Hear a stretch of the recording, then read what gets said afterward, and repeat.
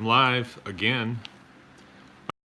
For that delay, you guys, my phone was not cooperating with me very well, but we're good now. This is Mark Greenacres, and this is our Wednesday evening live chat about all things homestead related. And our reason for bringing this to you is so you can tap into some expert commentary. And Acres Green Acres, we're an 80-acre farm in northern Michigan, and we do beef, pork, chicken. We do some bees. We do quite a bit of butchering on the farm. We do quite a bit of produce, greenhousing. We have a pretty good sized maintenance facility. We try to keep our hands in everything, and it's a good time for discovery. There's lots of things that you can do that we're pretty excited about and love to share what we have discovered. And also, it keeps the phone from ringing all the time. You know, if you come here on Wednesday night at 7 o'clock, you can ask the questions, and I can give a pretty in-depth answer to it. I have my lovely secretary right by my side here, and she's pretty smart about some things too. So before I get going, I usually start at 5 till, but my phone just wasn't working right. It looks like it's going now. Okay, and I'm getting good at this. I'm actually a while. You can focus on it. You can read it. You can keep what you're thinking in your mind without getting too distracted. At first, it was like, no way. Jill's got to read them to me. So this is going to be a question and answer. Did we have a question for them this time? Or were we going to ask that about halfway through? About halfway through. Okay, we'll ask you about halfway through. We have a question for you all we'd like to get some input on. We would ask you to please like and share this. There's a little thumbs up there. That would help with the algorithm. It gets it out a little bit further. And that would be really nice if you could do that. Okay. We still have some Great Pyrenees puppies left. I'd say 4 or 5 of them left. And they are ready to be rehomed. They're really nice. They're about 8 weeks or 9 weeks old now. If you're in the homesteading business and you are going to be keeping some livestock outside that would be subject to predators, hey, bring that puppy over here, will you? Sam? Sam, can I get that puppy? I'll show you this puppy. The cuteness factor is huge. Sam, have that puppy? I thought you were picking it up for me. All right, this is a Great Pyrenees puppy. This one is, it's 8 or 9 weeks old. Is that cute or what? And they get to be, our male is probably 150 or so pounds. Somebody sent a picture out of their male, and he was 173 pounds. So it takes a little dedication to keep them fed, but we have some helpful tips on that as well. And they are outstanding for keeping all predators away from your livestock. Everything from chickens to, if you're raising buffalo, you might want to keep some predators away from them. Okay? Really, really nice dogs. Ready to go. If you want prices, you can check bakersgreenacres.com and just hit the tab that says puppies. It's not like these puppies are all in the house, but this particular one is. Okay, so we have puppies. We're going to be having a fencing class May 4th. And today only, you can get 50% off of this class, but you have to respond within 24 hours. We want to fill this baby up. Go to bakersgreenacres.com for the link.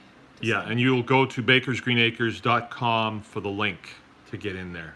Okay, that's May 4th. We're going to start at 9 o'clock in the morning, how to build fences and do it properly. Your fences should outlast you once you build them. But they have to be done right. And there's a right way and a wrong way, for sure.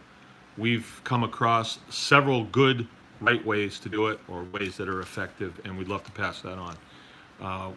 Like I said, we'll start at 9 o'clock. We'll do a corner post. We'll do an H post, and then we will stretch some woven wire. We also will do a little bit of barbed wire, but once you see how we stretch woven wire, barbed wire is pretty easy. We'll also talk electric fencing as well. I use a lot of electric fences here. They're very, very good.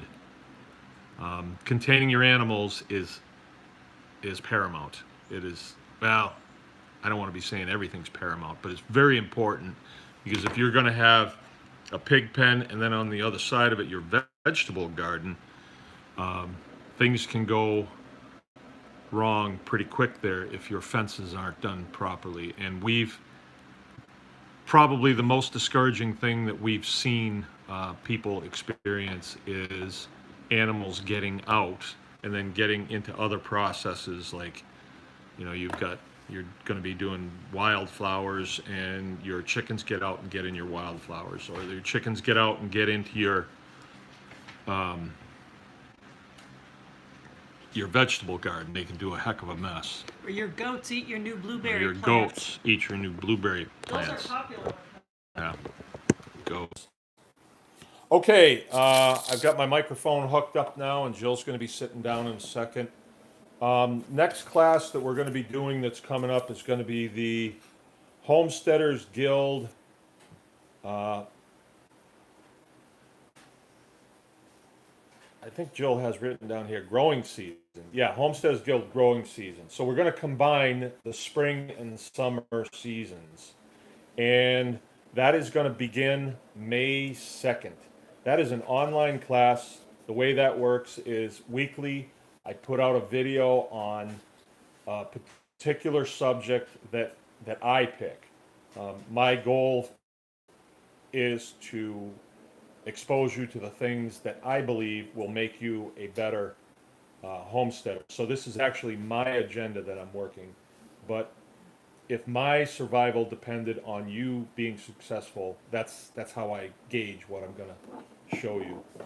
Tell them some of those. Okay, and I have a list of some of the subjects that are going to be in here, but not in any particular order, because I haven't quite put that together. But we are going to talk soil preparation and mineralization. We're going to talk composting, mushrooms, bees. We're going to talk heavily about pastured poultry. I feel strongly about pastured poultry and pastured pigs. There's a lot to know about that. Pastured cows, milking,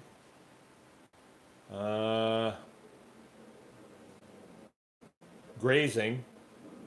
A lot to know about grazing too, and that would be grazing and pasture management. Okay, and your laying flock, and that's what I have for now. But we'll add stuff on, and as we go, the subject comes out on a Thursday, Friday. That's when I get it out, and it can be a 15-20 minute video. It's just to say this is the subject that we're going to talk about this week, and this is why I think it's important that you know this. You may not do it this year, you may do it next year or 5 years from now. But it's nice to be able to have this conversation, so it's in the back of your mind, and as your processes are lining up, you may, because of this instruction, decide that, hey, I want to do this now, or I want to do this now, like that. And then we get together on a Tuesday night, and we have a Zoom call, and that's where we give you a telephone number to call in, and then, you're on your computer screen, I'm on my computer screen, and we can have a pretty nice conversation about things. And that goes for about an hour. Sometimes we go an hour and a half, depending on how lively the group is. But it's one of the high points of my week. I really enjoy it. When you spend that much time with people, you kind of get to know where they're at. And we've actually gone out and visited some of the farms that are closer to us. And as the weather gets nicer, we'd like to go even a little bit further, right? Visit the farms. and nicer weather, I'd like to showcase first couple of visits because I wasn't really sure, what we'd want to show. But I have a pretty good idea now that when we would show up at somebody's farm, we'd say, okay, what is it that you would like to show us that you have accomplished, recently? And let's say maybe 3 things. And then just interview the people and see where they're coming from, why they did it, and things like that. All right, so that's the Homesteaders Guild. It's 12 weeks long, so it takes a little bit of dedication, and it's $300. Okay, next thing is going to be the pastured poultry class, and that is June 22nd. And this is we're going to pack it in as best we can, but it's going to start 9 o'clock in the morning and go until we finish. If you got to be home earlier, then you can split whenever you want. But here's how it's going to work. We're going to be talking brooding first thing in the morning. We're going to be out at the brooder. We're going to take all the questions. People will handle chicks if they want to. Chick feed. Just the theory of brooding and why we do it. And brooding, what it is, if you don't know, it's where we have a facility that we can put small chicks in, day-old chicks, and get them going on some real high-test feed for about 3 weeks, depending on the weather, 3 to 4 weeks, or I should say 2 to 4 weeks, depending on the start backing it down, Fahrenheit. And I have a design for a brooder that I really like. We used it when we were growing birds commercially. We are not now. We just grow them as needed basis. If somebody calls me and says, "Will you grow me 50 birds?" Yeah, I'll do it. And it's just like contract growing or CSA type growing. We don't sell in any restaurants or any stores or anything like that anymore, or any farmers markets, any place where we would have to be licensed through the state. Anytime we'd have to partner with the state, we don't really want to do that. So, and from there, we will head out to the tractor field, and that is where we have chicken tractors. They're frames that we can put chickens in, no bottom on them. They do have a roof. We can move that every day, so it gives the chicks, new grass to eat, clover, things like that. We're going to talk about pasture management. These are pastured chicks. They're on pasture, so we have to manage that pasture for them. So we'll talk about that. From there, we will move into the maintenance shop, and we'll do a final build on a Generation 3 Baker's Green Acres Special chicken tractor. No photos allowed. I'm just kidding. You can take all the photos you want. It's just something that I thought of. We're on Generation 2 now, and they've worked really well, but I have an idea for another one that I'd like to build with different technologies. All stuff that you could do. I mean, this is something that you'll see. You could put this together in an afternoon if you had all the materials sitting there, and it's going to be very durable construction, light. You're going to be moving this thing every day, so you want one person to be able to just pick it up on the end and drag it. We don't use wheels or anything like that. We use a special technology. But you got to come to the class to see that. And then from there, we're going to move into the butcher shop, where everybody will have a chance to participate in all the different stations that you want to. You're not going to be pressured into anything that you don't want. My wife has never killed a chicken. Eaten plenty of them, but never killed one. And then we finish up in the inner shop, where we're cutting birds up, and we'll talk packaging, we'll talk regulation, and we'll talk pricing and marketing techniques that we, at this point, think is just the way to go, or gateway animal into the homesteading business, because you get a quick return on them.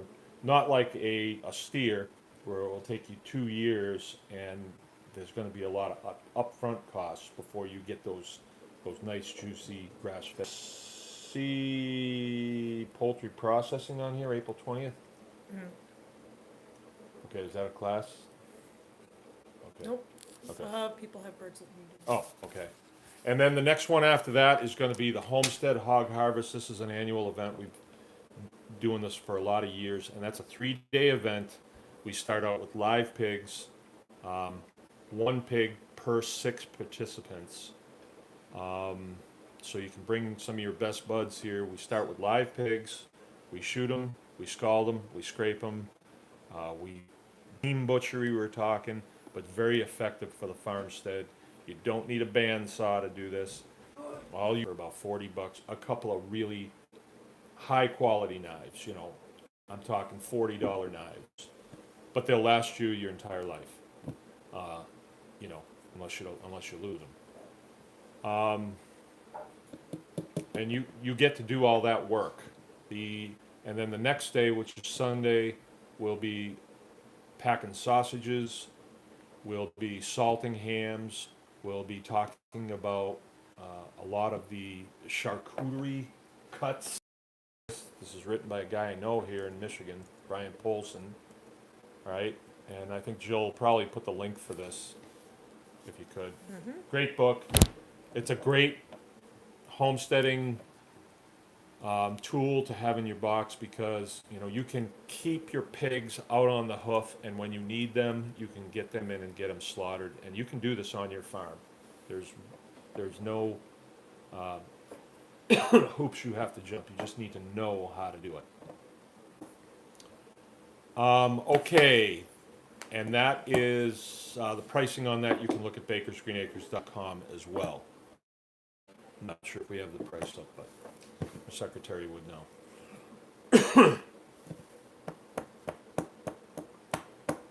So, I think there was something else that I wanted to talk about.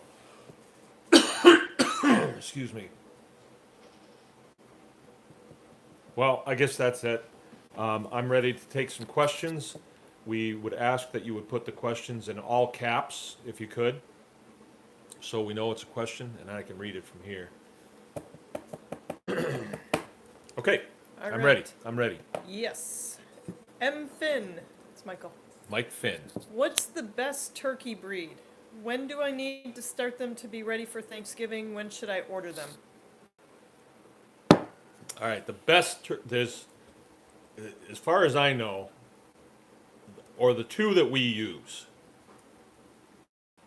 You're talking a turkey that's going to go on your table at Thanksgiving, or you're going to sell to your friends and neighbors. There's a pretty standard, if you go on, let's say,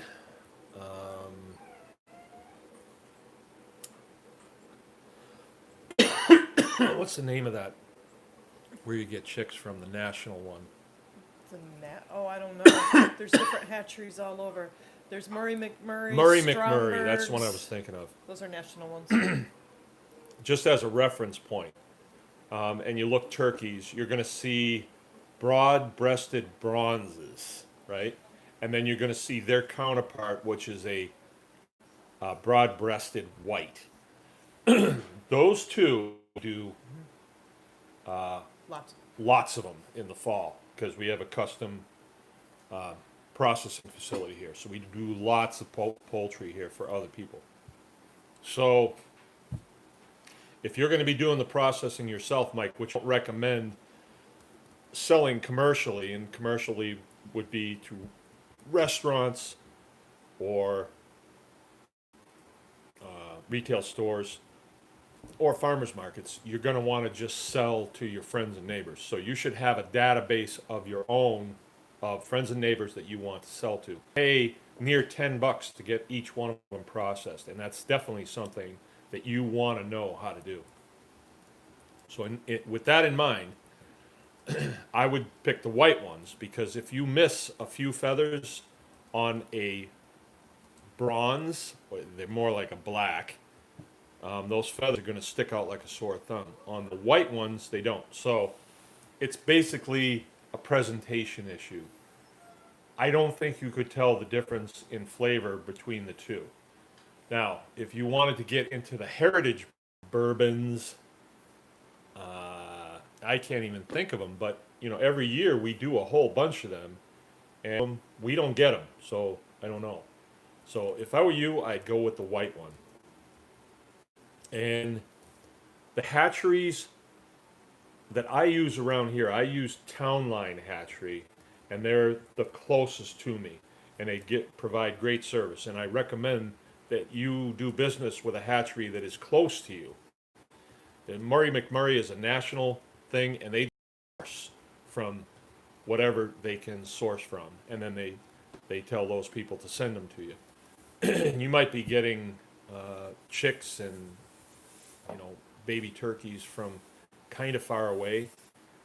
You want them coming from the closest hatchery that provides you with the best service. And I mean, they should be good to you on the phone and give you a decent price and all that stuff.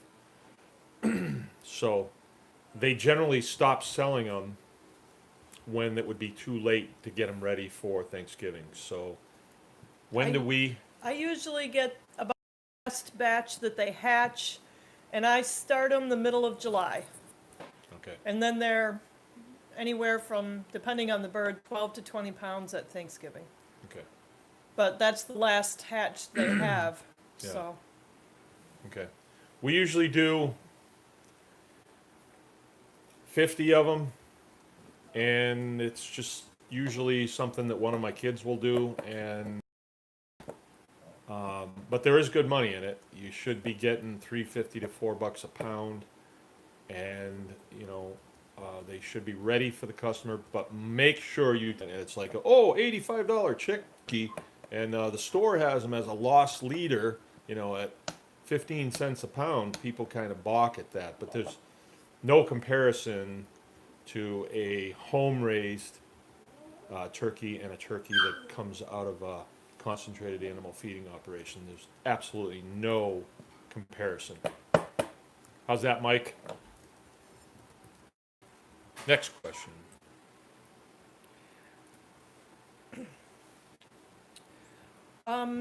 This was from earlier this week, actually.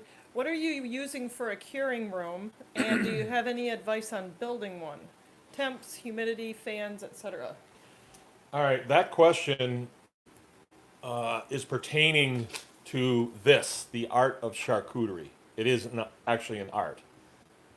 All right, and it didn't used to be an art. It used to just be a preserving method that people used for forever. That's pigs were made to be cured and preserved. I really think somebody was looking out for us when they put pigs on the earth. Because pigs will go out into the forest and they will eat acorns and lots of things that really nothing else wants to eat. And acorns have a lot of tannic acid in them, and that tannic acid will, like when you tan a hide, it'll prevent the meat from going rancid. So this person asked about a hanging room. So the way it can be done is you always kill your pigs in the fall. And that's because you want to make sure that there's no flies around. So you kill your pigs in the fall, the flies are gone, and then you can use a little bit of salt on the bone that's sticking out, let's say, and then you can hang that ham up. You want to keep the hoof on off, but this is all stuff you would learn in our class. And you want to keep the skin on there, and that's why we scald and scrape them. We don't skin them. And that skin will harden, and then there'll be an exchange of moisture, and hopefully the ham will be good to go by the time spring comes. Flies won't get on it because there's nothing for them to do. It's got a nice hard coating on it, but it's still drying out. In this book right here that I highly recommend all homesteaders to get into, this book is, we've had this since we were married, so over 24 years. There's a story in there about preserving hams, and that a farmer would find out that his wife was going to have, or his wife just had a baby girl. So the farmer would ceremonially butcher a pig, hang the hams in a hanging room. That's what it's called, hanging the hams. And those hams would be served at her wedding. So I know they married early back in them days, but not that early. So the preservation on these things will last a long time. We have hams in our hanging room. I know they're over 2 years old. It's just that they're so good, it's hard to leave them hang there for very long. I'm pretty sure we do. That would be like a prosciutto ham. So a hanging room that this guy is asking me about, because I had another one before, but it was at another property. And I don't have one here. I'm more seasonal here. I'm not creating it commercially, so I don't need a hanging room, because if we have stuff that we are hanging in the summertime, which I don't recommend, it has to be hanging someplace where the flies cannot get in. So you have to. What I did with this one is I built a room that was probably 6 feet long and about 4 feet wide, and I completely caulked the inside of this. I sided the whole thing with OSB on the inside. It was insulated. I did all the wiring in there, so I had lights and an outlet for a fan. And then I painted the inside of it with really thick paint, so I could see all the seams. There was no way anything could get in there. And then I had a door on that made a very good seal. And then it was in an inner chamber of the house that we had. So it wasn't like there was direct access to the outside from flies. But do you know, we would check it every couple of days, flip the light on and look in. We wouldn't open the door. And once in a while you'd see this fly buzzing around in there, and then we would go in, we'd kill that fly or capture it and release it to the outdoors. And then we'd go in and we'd check all the hams to make sure that nothing had happened, Because you'll know, if they lay eggs, those eggs turn into maggots quick. And we have lost too many hams to that. So that's why I don't recommend doing it in the summertime at all. Just wait until it's cold, the flies are gone, and you're not going to have a problem. You can have a really successful operation. But if you do need a hanging room, that's the way you want to build it. You want to build it so it's just impervious to flies getting in. And the temperature and the humidity in that hanging room needs to be 60 degrees and 60% humidity. So if you have to tweak that, you're going to have to do it with a humidifier, either bringing the humidity down, which is what we had to do in that particular hanging room, which was just with a dehumidifier. And you have to be vented to the outside so that the moisture that comes out of all that meat can get out of the room. And so we kept a little fan going in there. And it was very successful, very successful. We did have a problem with it. We had too much. No, our moisture was correct, our temperature was correct, but we were having a problem with mold building up in there, and we couldn't figure it out. And who do you ask? There's nobody really around that knows this stuff. And we had a class, a Homestead harvest class, and there was a guy that came to it from Chicago, young guy. I spent a lot of time with him because this kid was really off the rails intelligent. I don't think he finished high school though, because he was in jail because he hacked into the DOD computer system, right? And this is no joke. This guy was just very intuitive about things, and he came up here to learn how to butcher a pig. He just wanted to. Very different type of individual. After he got out of jail, he got hired by the Air Force to be their security person. So he was just doing a lot of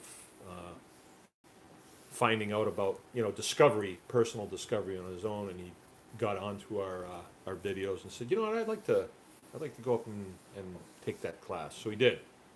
But he took one look at that hanging room and he says, oh, back this window down about 4 inches and you shouldn't have a problem.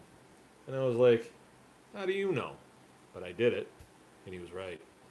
So, very interesting people come to the Homestead Hog Harvest class, I got to tell you. like you will never believe. People that will travel and pay money to learn how to butcher a hog. Very interesting. You won't regret it. So I think that's the answer to that question, isn't it? Sounds good. Okay. I Next got a question. question for you from Susan. Do I need to show dominance over my pigs? I got them Sunday, and they already know I bring food and kind of rush at me. They are in a barn right now.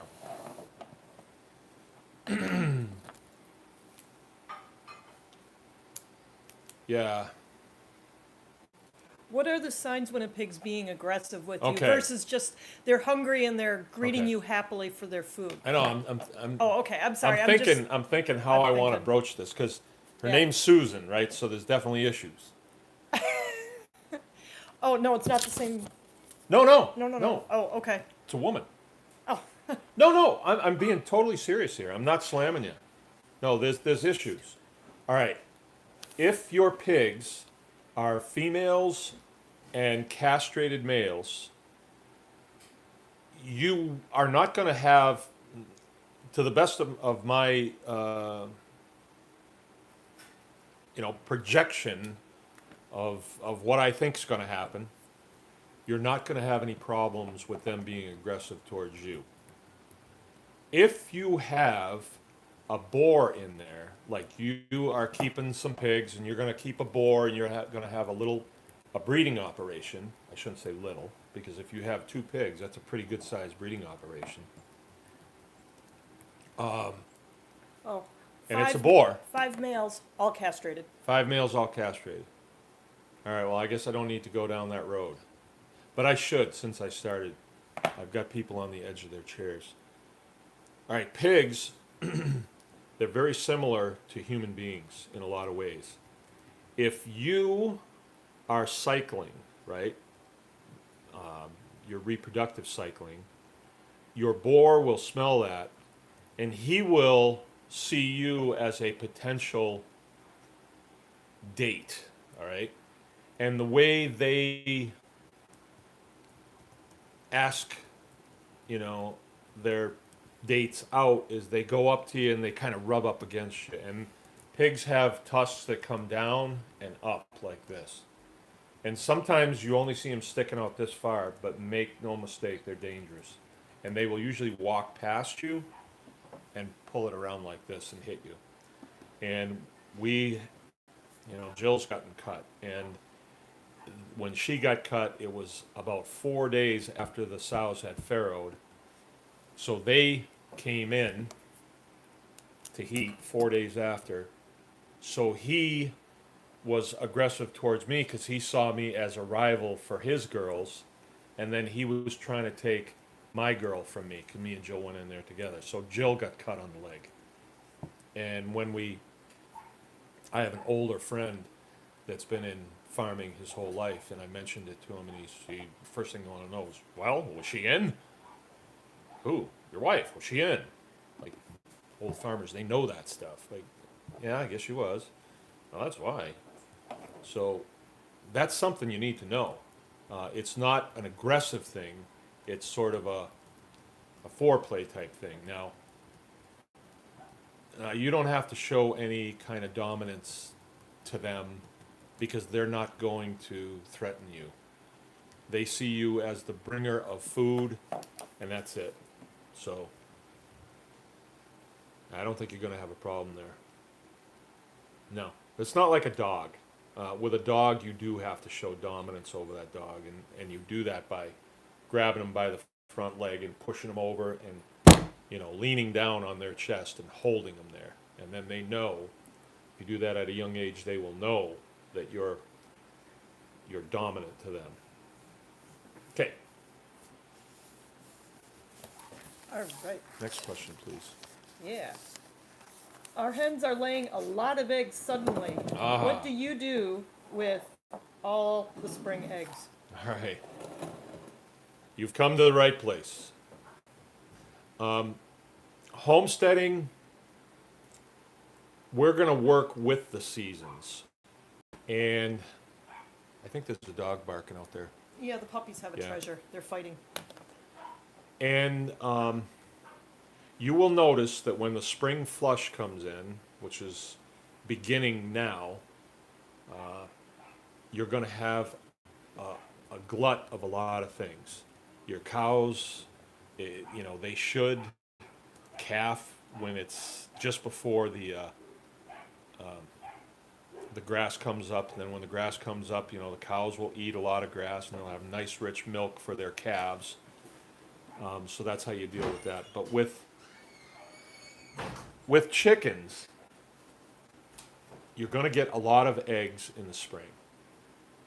So what you want to do is you want to learn how to preserve those eggs for future use. Now, I had eggs this morning, and they were from last July.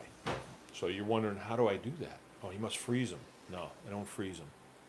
What you do is you go on Baker's Green Acres YouTube and look for Jill's video about how to water glass the pigs. I mean, the eggs. I got a lot going on here. People showed up to get a No, puppy. it's okay. They're looking at a puppy. Okay. And Rachel's got it. Okay.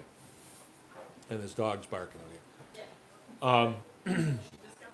Okay. But basically what you're going to do is you're going to take the eggs and you're going to put them in a white bucket. You do not wash them. If there's any manure on there, you just kind of work it off with your hands the best you can. If you have to, a little bit of water, but no soap. You do not want to take that protective layer of wax off of the egg. That's there for a reason. And you put these all in the bottom of this white bucket, and then you pour a hydrated lime solution over that. All that is lime, the white stuff that you stripe baseball fields with. You get some of that, and then you hydrate it. So you make a slurry out of it with water, and it's 1 quart of water to 1 cup of lime, right? And it's pretty thick, and then you pour that over the eggs. The next day you get more eggs, you stack them in there, and then you do it again. Or you could put them all in there, and you could fill it with hydrated lime. But Jill does it gradually as she gets them. So we have about 30 or 40 chickens, so that's a lot of eggs. And like today, about half of them laid, so there was quite a bit of eggs.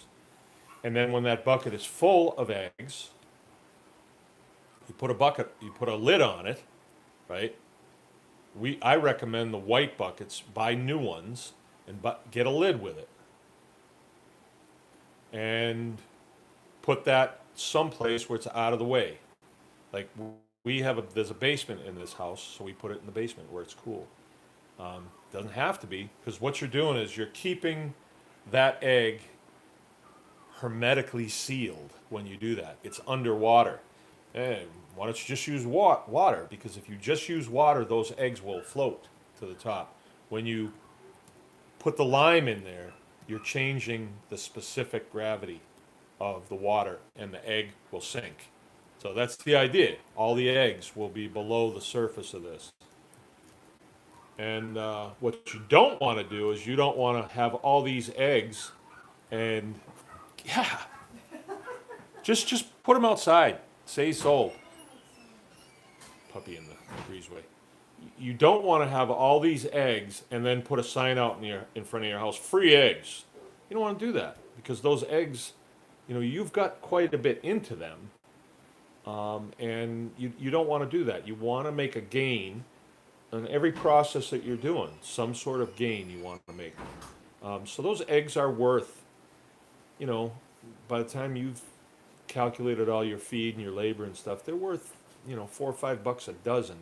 I know at the store they're $1 a dozen, but look at where they're produced and how they're produced for the store. And, you don't want to be eating those. If you're raising your own hens, you can custom build that egg. You can feed those hens a custom blend of stuff that you would feed your own children. So you can put,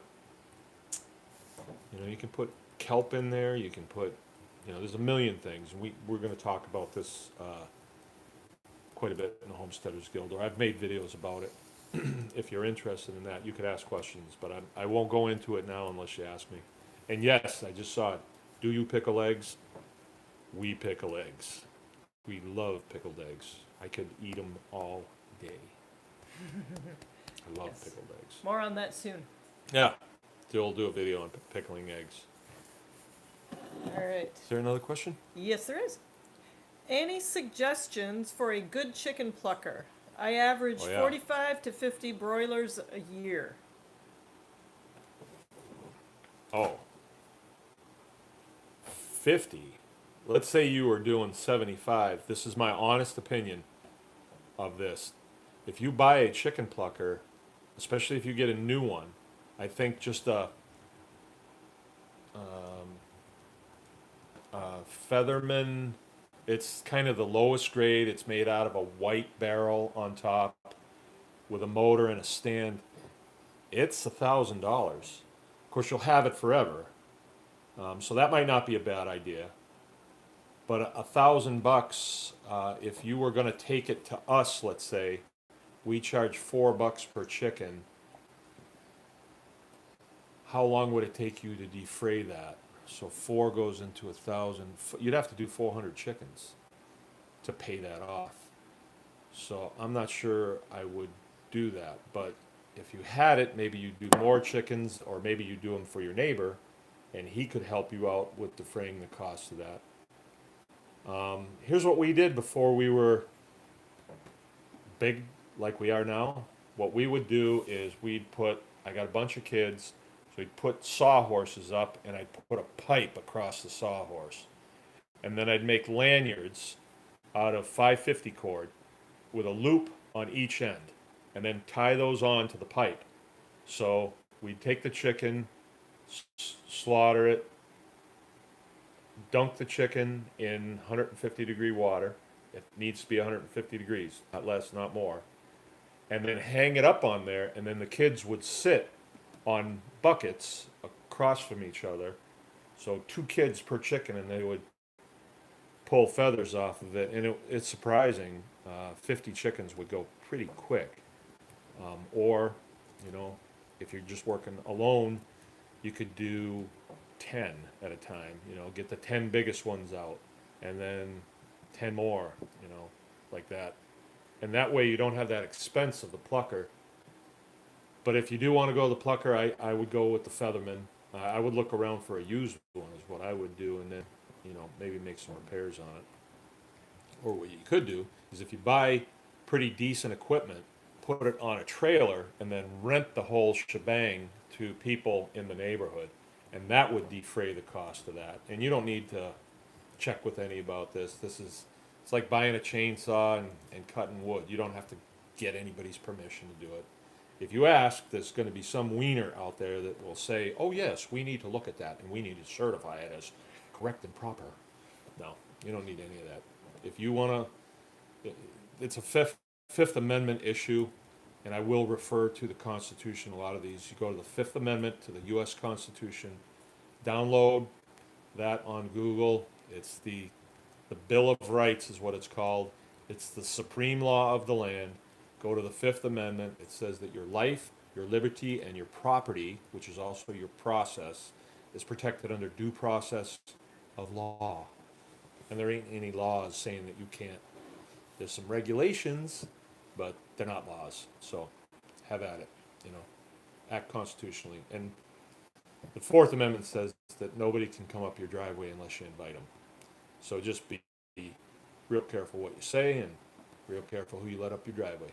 Other than that, they would need a warrant to come up. What's that one? 1,200. Yeah, I'll put in the show notes the link to the Featherman website in case anyone wants to check out what's on there. Yeah, and it's $1,200. It's gone up. Yep. Okay, so the Featherman. Yeah. I have swampy ground. How can I build a corner post without concrete? Yeah, good question. There was a question the other night at the Homesteaders Guild about using concrete on corner posts. If you come here, or just take my word for it, I've got a lot of corner posts on this place, probably 20 of them or 25. And very rarely do they pull out. very rarely. If they do, if they're if you stretch the fence and there's a lot of tension on it, and then a corner post lets go, it'll pull up. Very rarely do we have that, but if we do, it's always in swampy ground.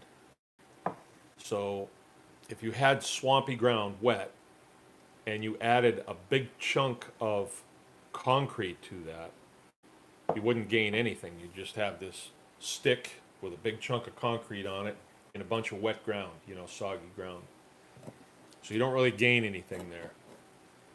So what we do when we have to put a corner post in a piece of ground like that, if we have to put 3 posts in to make a corner post, then we'll move to a different location. We just won't do it because you're not going to get a good corner post and it will pull up.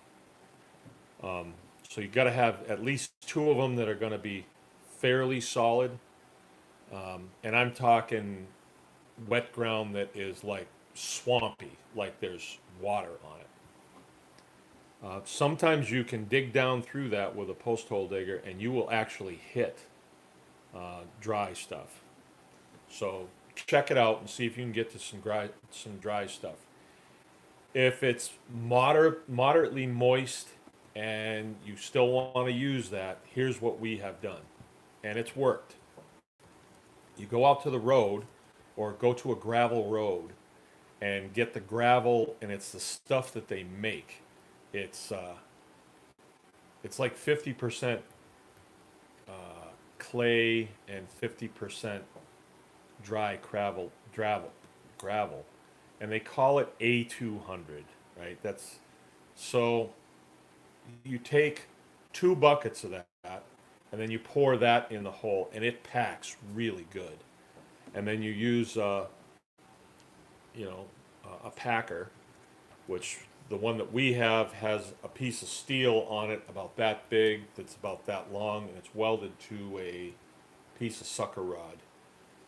And it packs, about that much at a time. That's the surface area that it packs. And it works really well. But that A200 gravel really packs well. You need something that's, when it packs, it will not allow the moisture into it. It's going to pack so tight that the moisture can't get into it. Or if it does, it will kind of work in your favor. So that's what we do. And when you dig the hole, let's say your post hole digger makes a hole about 10 inches across, 12 inches across. You don't put your post in the middle of that hole. You put your post up against the side that is the firmest, and then fill in against that, and you pack that down. Because the side of the hole that you haven't disturbed it's firm, it's hard, and that'll give you a good. And then the way that you brace that pole has a lot to do with it. So when you make an H post, you're putting in 2 uprights like this, and then you're putting in a piece across here, right? And then we use wire to pull this side down, this side down, this side up, and this side up. So the whole thing's just totally under tension, and it's pulling on the inside of those holes that you made, and it's so tight that when you go up to it and you hit it with a hammer, it'll actually ring. And it's not going to ring like a bell, but it's not going to be that dull thud that you would have if that fence post was just sitting on the ground. I'm talking wood fence posts here for corners. And You got to come to the class, really.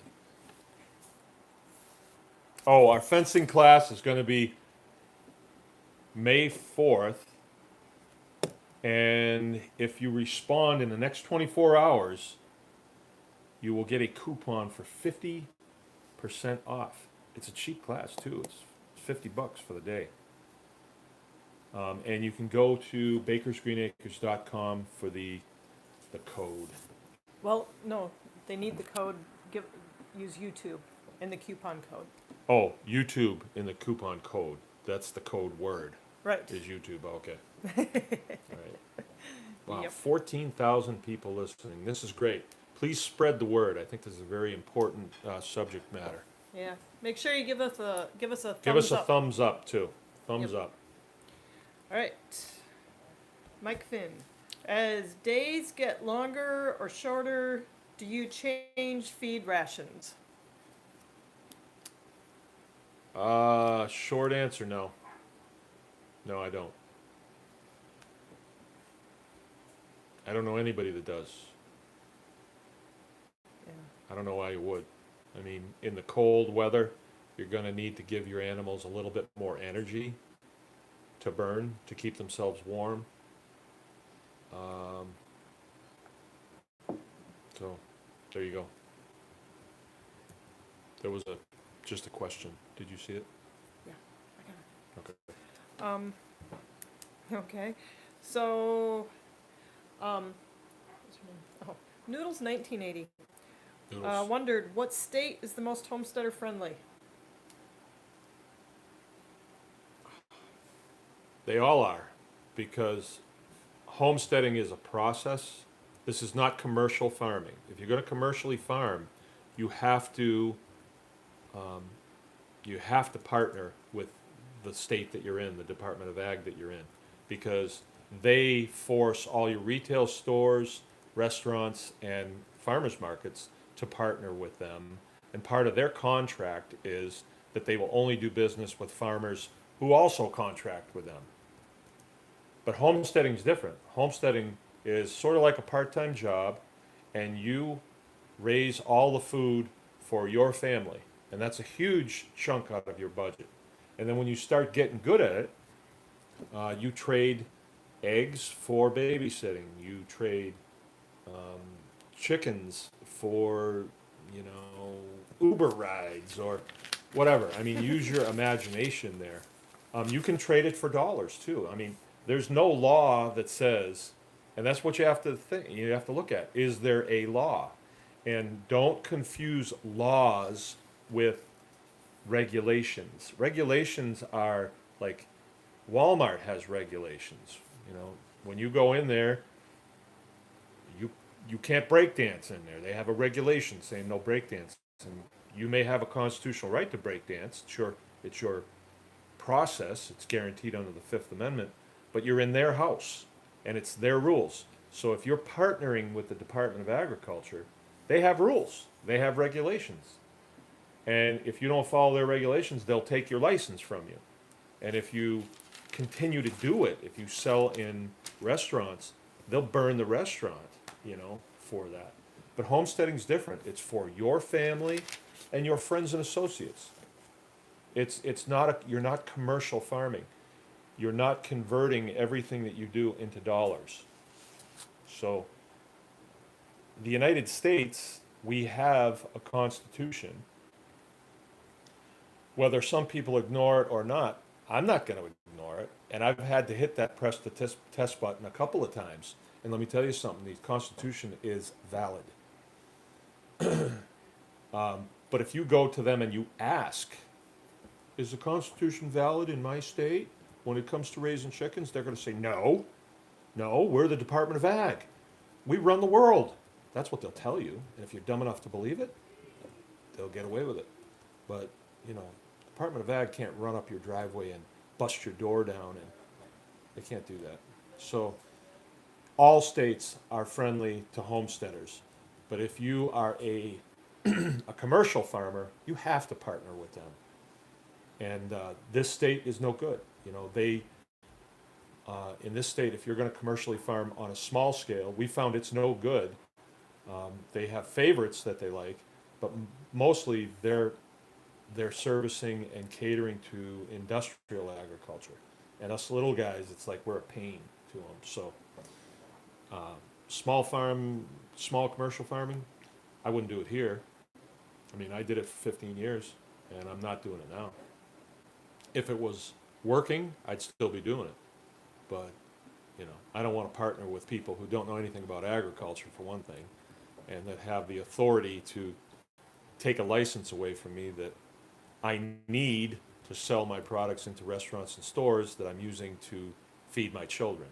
So I have these weirdos and freaks that I had to deal with, was just too much. But for homesteading, come to Michigan. There's a farm, right? There's 40 acres right off of my my south here. That's a pretty nice little place. Next, please.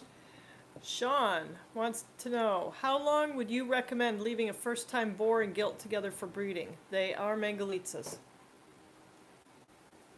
My boar is in with my sows now, and they're bred or they're going to be bred. So I leave them in there all the time. If they're on a schedule, if you get them started on a schedule that's acceptable to you, if you got Mangalitsa's, they can breed anytime. I mean, they can farrow anytime. But it's a little more uncomfortable to you if they're farrowing in February, if you live up here, than if they're farrowing in April. And your chances of better survival rate is going to be a little bit better in the spring than it will be in the dead of winter. But we've done every month of the year we've farrowed in. You can leave your boar in with him. He wants only about one thing from that sow. He wants to probably sleep next to her when it's cold, but he won't hurt the babies. It does happen, but they're not notorious for killing babies. So, I'm not sure if you're asking when you should breed them. Here's what I say. I mean, there's a lot of opinions out there, and a lot of it comes from university textbooks. And again, their focus is industrial agriculture. So in industrial agriculture, you want that sow to have the most number of babies she possibly can. So if she has 20 of them, that's great. You want them all to live. That's their goal, is the most, because they're talking bottom line. You're a homesteader. If you have 6 nice babies and they all survive and they're all healthy, and then you sell 4 of them, to your friends, and you keep 2 to raise out, you've got enough pork for yourself in those 2 pigs, or if you did it the other way around, whatever, but you're able to give really nice pigs to your neighbors. You could trade it for a pedicure or a back rub or whatever. And, you're sharing good stuff. But you'll have 6 instead of 20, let's say. But that's enough. And you're not going to stress the animal out. So my philosophy is, what I tell people that want to know what I think, I try to follow the natural world. So if those pigs were in the wild, let's say, and that gilt came into heat, she would be bred the first heat by, could be litter mates, could be anybody, could be her father if her father is there. And she would do fine. She'll have a small litter because on her first gestation, she's only going to have a few eggs that drop down, probably. And then when she goes into her trance to have her babies, if she has 2 or 3 or 4, when she wakes up, they'll probably be nursing and she'll be like, hey, this is all right. But if you wait until she's, say, 13 months old, she might have 10 or 15. And she'll wake up and these things will be running all over her and she won't know what's happening. And, it's mayhem. And she's nervous and she gets up and she walks around and they roll down into the hole and she lays down on them and stuff. And they're squealing, so she jumps up. So I recommend that you let her be bred as soon as she possibly can. Now, there's people that are going to really not like what's in there. Okay, but this is how we have done it, and what we see then is the next time she farrows, if you farrow her in the spring, next time she farrows in the fall, she knows what's going on. She's making a nest. She's making sure she's got the TV guide right there next to her. She's got everything lined out, and she has 10 babies, and they all make it. But we've had a lot of first-time moms that were 13-month-olds and disasters. So that's what I think. I try not to be dogmatic. I'm just telling you what I think. If it's something I haven't had experience with, I'll tell you, well, this is what some people think, or this is what I've heard. That's kind of the problem too with any of these sites that are specific to breeds. It's sort of like a contest to see who can answer the question the first. And anybody that gives an answer that's not consistent with, you know, the way it goes in industrial ag, you get hammered. So I don't really participate there, and I don't have time to argue. If you're asking me my opinion, that's what it is, and that's what I would do. It's the same advice I would give, you know, my kids or my best friend. How's that? Good. It's 8:09 in Ashley. It's 8:09, so let's have one more. Is there one more? No, there is none more. And I have somebody here looking at a puppy. So it was great. We'll meet again Saturday morning at 10 on Facebook. And it's the same format. It's just kind of a different crowd. YouTube crowd is a certain way. The Facebook crowd is a certain way. And so, if you could do this, get your questions ready for next week so we just have them coming in bing, bing, bing. Or during the week, if you want to fire the questions, we'll record them and we'll go. I do make videos in the course of the week just on things that I'm doing. And it's an effort to take people to the bakersgreenacres.com website. So, this is Mark from Baker's Green Acres.